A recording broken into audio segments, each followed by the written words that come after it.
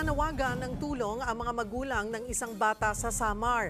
Pinakamalalang klase kasi ng cerebral palsy ang tumama sa bata.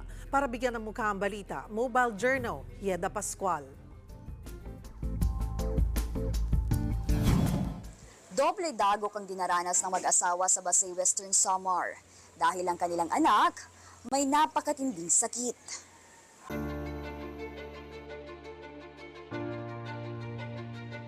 September 2019, isinilang ni Christine Versosa ang ikalawang anak na si Basti. Kwento ni Christine, hirap na hirap siya sa 16 hours na labor. Nangingitim ang sanggol ng ilabas. Pero pinauwi pa rin daw sila ng ospital at sinabing wala namang problema. Yun nga lang makalipas ang isang linggo, inatake ng seizure si Basti. Pagbalik nila sa ospital, ito ang sinabi sa kanila. Nung nagle-labor pa lang po ako, ma'am, may factor na talaga na naubusan na ng oxygen. Yun po yung nakita po sa mga test po ni Baby Baste po. Ngayon labas-masok sa ospital si Basti at panay therapy ang inaatupag.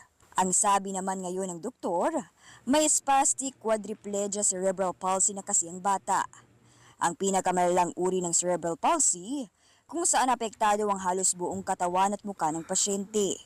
Dobleng dagok ito, lalo't isang taon pa lang bago ipinanganak si Basti, namatay din ang panganay na anak ni Christine dahil sa sakit sa puso. Lifetime condition na po yun. Kaya bilang isang magulang po, sobrang hirap po na makita po yung anak sa araw-araw po. Na nakikita ko po kay Baste na nahihirapan po. Lumalaban po, ma'am, yung bata. Ang padre de pamilyang si Cesario, construction worker na, sumasideline pa sa pamamasada ng tricycle. Halos di na siya umuwi para matustusan ng mag-ina. Pero hindi pa rin ito sapat. Nais ko po sana humingi ng tulong para sa medical needs po ni Baby Baste.